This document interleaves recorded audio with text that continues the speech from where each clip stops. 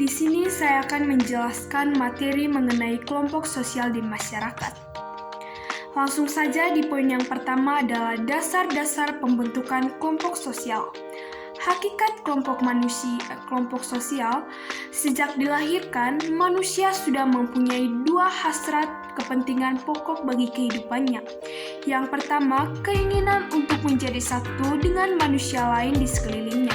Yang dimaksudkan adalah yang dimana manusia tidak bisa melakukan atau berinteraksi dengan seorang diri saja, melainkan dia harus bisa melakukan berinteraksi dengan orang lain agar dia dapat memenuhi kebutuhan hidupnya dengan bersama. Yang kedua, keinginan untuk menjadi satu dengan lingkungan alamnya. Yang dimaksudkan di sini adalah manusia tidak berinteraksi dengan manusia saja, melainkan dengan lingkungan alamnya yang bertujuan untuk memenuhi kebutuhan hidupnya. Keterikatan dan ketergantungan antara manusia satu dengan yang lain mendorong manusia untuk membentuk kelompok masyarakat yang disebut sebagai kelompok sosial atau social group. Berikut pandangan para ahli tentang pengertian kelompok sosial. Dapat disimpulkan bahwa kelompok sosial adalah kumpulan individu yang memiliki hubungan yang saling berinteraksi sehingga mengakibatkan tumbuhnya rasa kebersamaan dan rasa saling memiliki ciri kelompok sosial. Menurut Robert Camerton, dia menyebutkan 3 kriteria dalam suatu kelompok. Yang pertama, memiliki pola interaksi. Yang kedua, pihak yang berinteraksi mendefinisikan dirinya sebagai anggota kelompok. Yang ketiga, pihak yang berinteraksi didefinisikan oleh orang lain sebagai anggota kelompok. Menurut Merton, kelompok berbeda dengan kolektivitas, dan kategori sosial. Kolektiva adalah sejumlah orang yang mempunyai solidaritas berdasarkan nilai bersama, serta memiliki kewajiban moral untuk menjalankan peran yang diharapkan. Di dalam kolektiva, tidak ada unsur interaksi yang menjadi kriteria utama bagi kelompok. Kelompok juga berbeda dengan kategori sosial. Kategori sosial merupakan suatu himpunan peran yang mempunyai ciri sama seperti jenis kelamin dan usia. Di antara himpunan orang-orang yang berperan, tidak ada interaksi. Kelompok juga berbeda dengan kerumunan dan publik. Kerumunan terjadi apabila sejumlah orang berada di satu tempat karena suatu yang menarik perhatian bersama. Kerumunan bukanlah suatu kelompok yang terorganisasi. Interaksi di dalamnya bersifat spontan dan tidak terduga. Publik juga merupakan kumpulan manusia yang memiliki perhatian pada hal yang sama. Namun, publik tidak berkumpul pada satu tempat saja. Interaksi pada publik ini bersifat tidak langsung, yaitu melalui saluran komunikasi seperti surat kabar, radio, TV, dan film. Adalah sebagai berikut. Yang pertama, kelompok sosial adalah satu kesatuan yang nyata, dapat dikenal dan dapat dibedakan kelompok sosialnya. Yang dimana di sini kelompok sosial memang betul-betul ada dan nyata, dan dimana kelompok sosial tersebut dapat dikenalkan sesuai kelompok sosialnya. Yang kedua, tiap anggota kelompok sosial merasa memiliki kepentingan yang sama dan mempertahankan nilai-nilai hidup yang sama. Yang dimana di sini setiap anggota kelompok sosial mereka saling merasa kepentingan di dalam kelompoknya itu adalah kepentingan yang sama dan mereka dapat mempertahankan nilai-nilai yang hidup secara bersama. Yang ketiga, tiap kelompok sosial memiliki struktur sosial karena terdiri dari individu yang saling terkait satu sama lain berdasarkan status dan perannya. Yang dimana di sini dengan adanya struktur organisasi, setiap anggota pasti memiliki ketua, bendahara, sekretaris, dan wakil. Di sini mereka dapat melakukan pekerjaan mereka, melakukan tugas mereka sesuai dengan perannya masing-masing. Yang keempat, tiap anggota kelompok sosial memiliki peran-peran yang berbeda. Yang dimaksudkan di sini adalah tiap anggota masyarakat, tiap anggota kelompok sosial pasti mereka mempunyai peran dan tugas yang berbeda-beda, tetapi bisa mewujudkan suatu kepentingan bersama dan nilai-nilai bersama. Yang kelima, tiap kelompok sosial memiliki norma-norma kelakuan yang mengatur peran anggota, yang dimana di sini nilai-nilai dan norma-norma di sini dalam kelompok sosial dapat mengatur suatu peran anggotanya. Menurut Soeharjono Soekanto, himpunan manusia baru dapat dikatakan sebagai kelompok sosial apabila memiliki beberapa persyaratan sebagai berikut. Yang pertama, adanya kesadaran sebagai bagian dari kelompok yang bersangkutan. Yang kedua, ada hubungan timbal balik antara anggota yang satu dengan yang lainnya dalam kelompok itu. Yang ketiga, ada suatu faktor pengikat yang dimiliki bersama oleh anggota-anggota kelompok, sehingga hubungan di antara mereka bertambah erat. Dan faktor tadi dapat berupa kepentingan yang sama, tujuan yang sama, ideologi politik yang sama. Yang keempat, memiliki struktur, kaidah dan pola perilaku yang sama. Dan yang kelima, bersistem dan berproses. Proses dan faktor pembentukan kelompok sosial. Manusia adalah makhluk sosial yang secara kodrati tidak dapat hidup tanpa orang lain. Dengan kata lain, manusia tidak mampu hidup apabila tidak bersama dengan orang lain. Oleh karena itu, untuk mencapai suatu kuadrat kemanusiaannya, manusia harus membantu atau mengembangkan hubungan sosial dengan manusia lainnya. Setelah melakukan suatu hubungan atau interaksi, manusia dapat bertahan, maka mereka harus membentukkan suatu kelompok masyarakat sosial. Suatu kelompok sosial dapat terbentuk apabila terdapat sedikitnya 2 orang anggota yang saling berinteraksi dan saling menghargai satu sama lain. Kemudian terdiri dari 3 orang yang saling berinteraksi. Ketika besarnya anggota kelompok mengikat, jumlah kemungkinan juga akan semakin meningkat.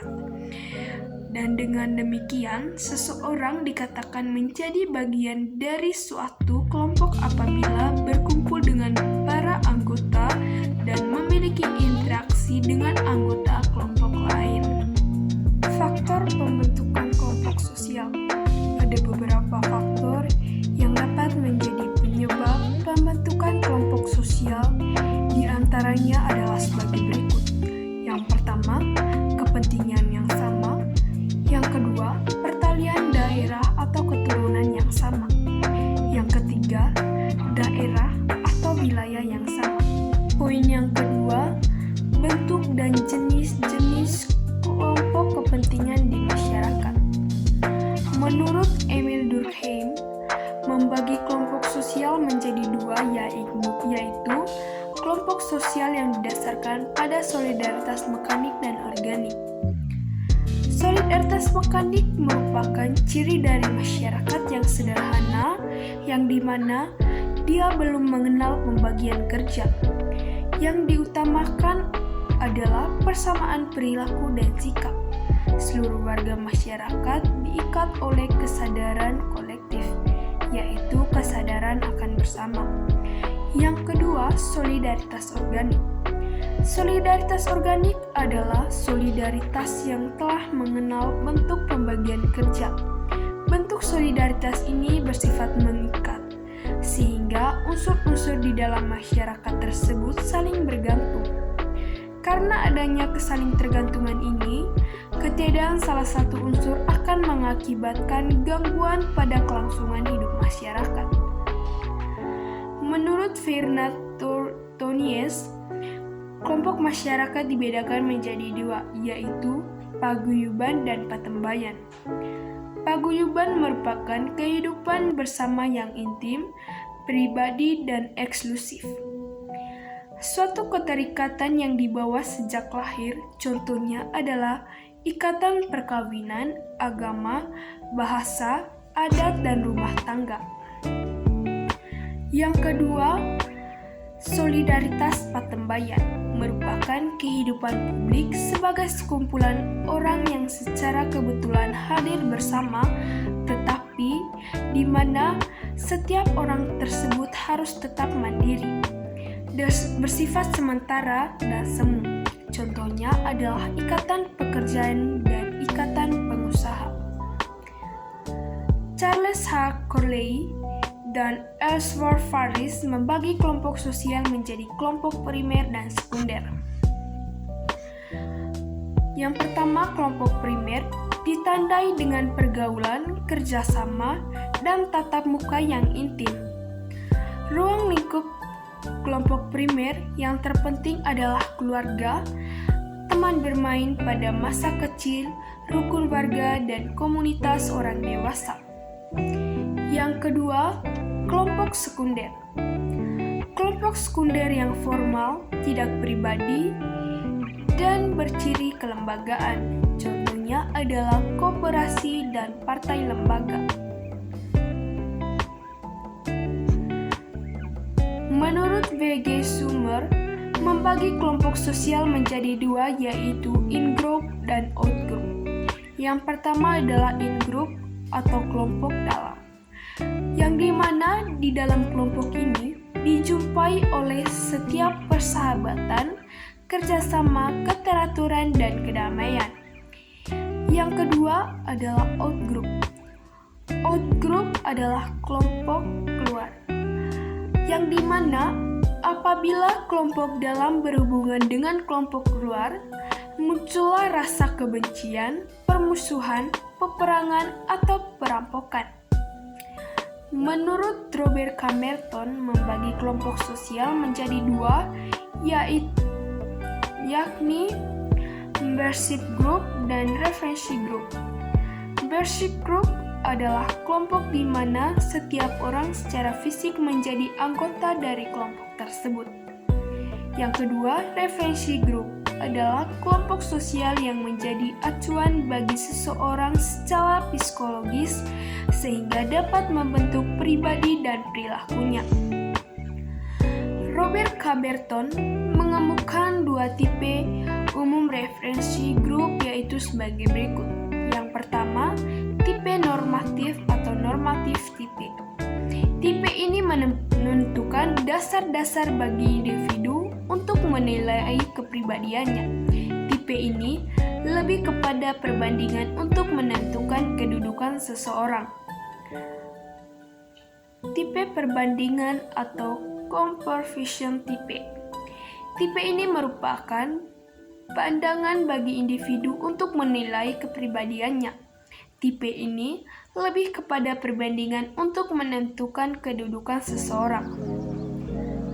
Kelompok formal dan informal, yang dimana di sini kelompok formal adalah kelompok yang memiliki aturan yang tegas dan kelompok ini sengaja diciptakan untuk mengatur hubungan antara sesama kelompok. Kelompok informal adalah kelompok yang tidak memiliki organisasi atau struktur yang pasti.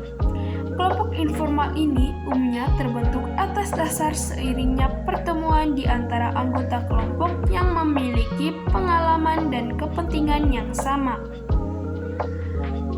Kelompok solidaritas okupasional dan volunteer.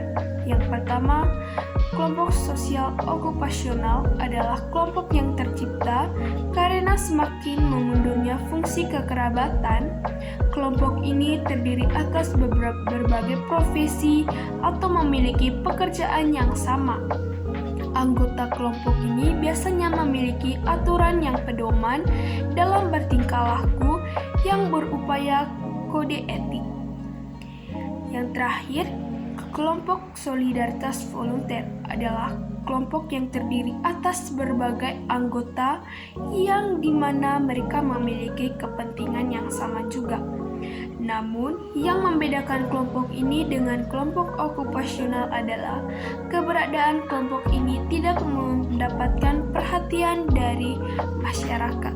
Ketiga, karakteristik khusus atau partikularisme dan eksklusivisme. Menurut Kwamanto Sunarto, dalam hubungan antar kelompok terdapat berbagai macam dimensi.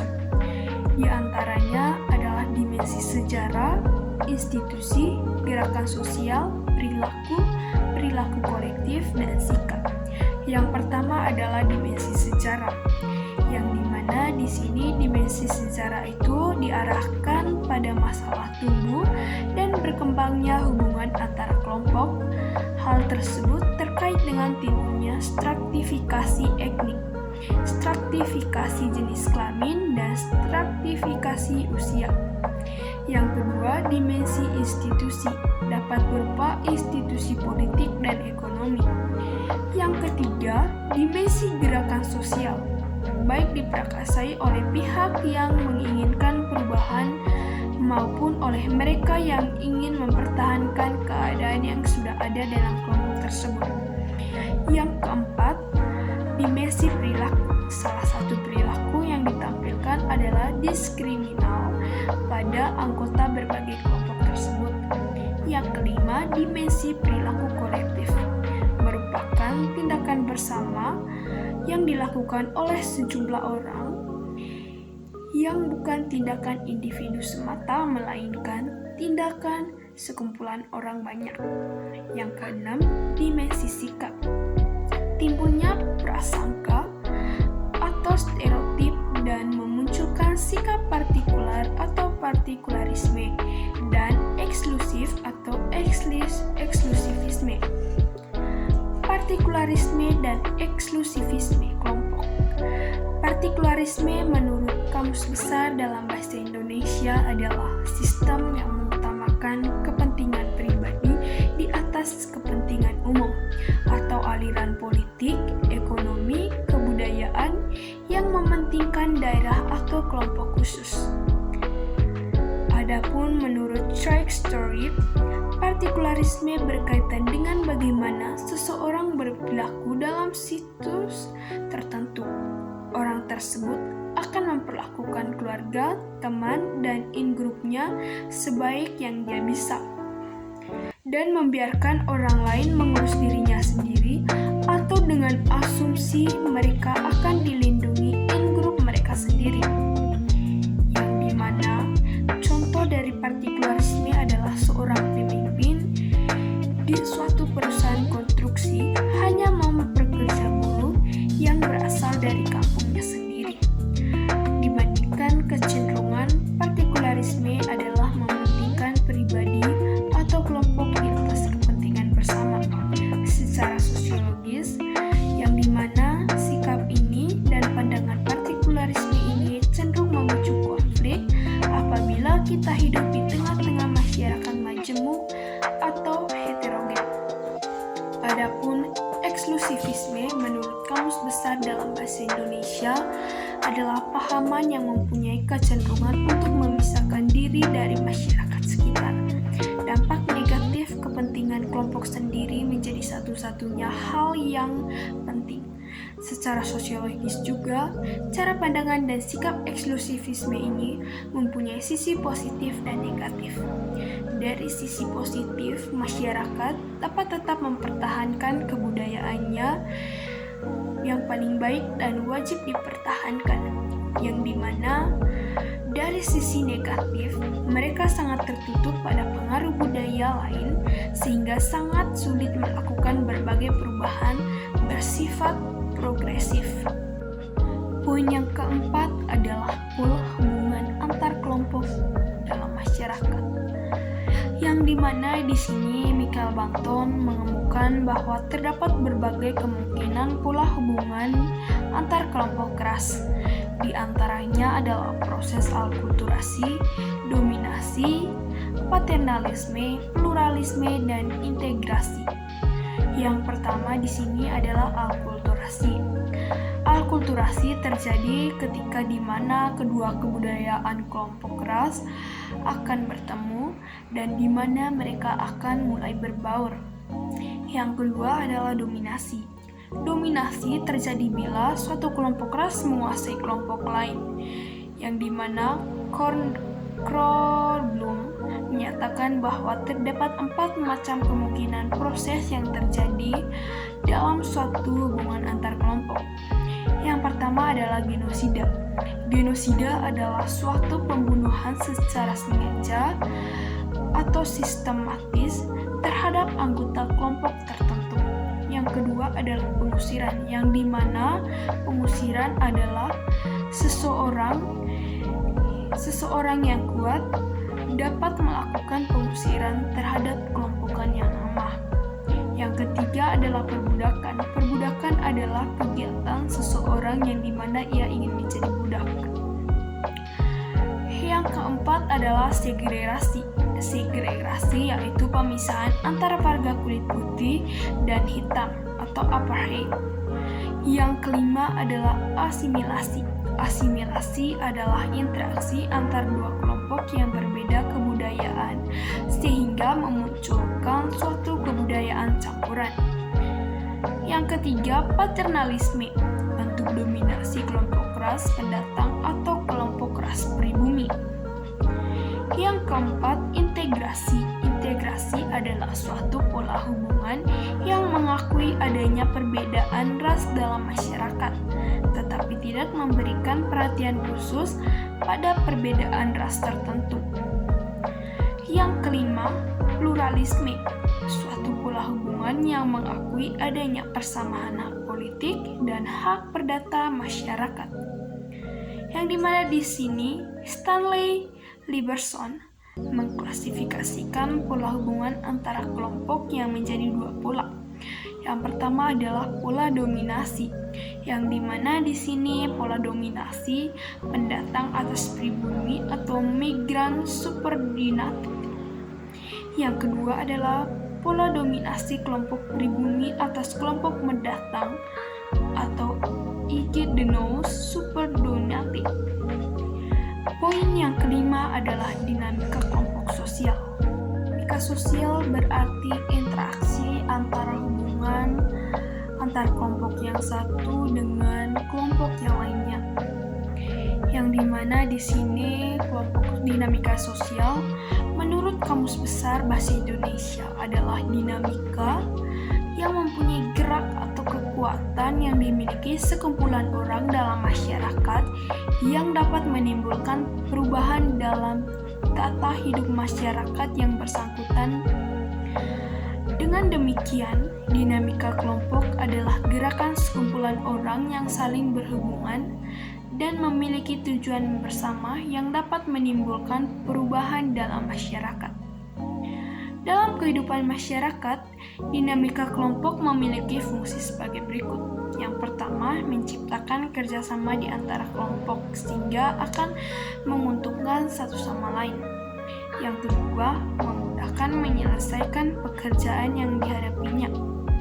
Yang ketiga, memberikan kesempatan kepada semua orang untuk memberikan pendapat atau gagasan. Dalam perkembangan dinamika sosial, ada berbagai indikator yang dapat digunakan untuk mengukur dinamika kelompok, yaitu adaptasi kelompok dan pencapaian tujuan bersama. Selain itu juga, dalam proses perkembangan suatu kelompok dapat dipengaruhi oleh berbagai faktor, seperti faktor yang datang dari dalam maupun dari luar. Yang dimana di sini yang pertama adalah faktor dari dalam atau internal, yang diantaranya sebagai berikut. 1. Konflik antar individu adalah sebagai akibat adanya ketidakseimbangan kekuatan dalam kelompok tersebut. Yang kedua, adanya perbedaan kepentingan sehingga menimbulkan ketidakadilan atau ketidakseimbangan pada anggota kelompok. Yang ketiga, adanya perbedaan paham dari tiap anggota kelompok dalam upaya memenuhi berbagai tujuan kelompok. Yang kedua adalah faktor dari luar atau eksternal. Di antaranya sebagai berikut. Yang pertama adalah perubahan situasi atau keadaan di mana kelompok tersebut akan hidup. Yang kedua, pergantian anggota kelompok akan mempengaruhi perubahan kelompok. Dan yang ketiga, perubahan situasi sosial ekonomi kelompok. Pada umumnya juga kelompok sosial tidak pernah berjalan di tempat atau stabil. Mengapa bukan merupakan kelompok statis, namun pasti mengalami perkembangan serta perubahan.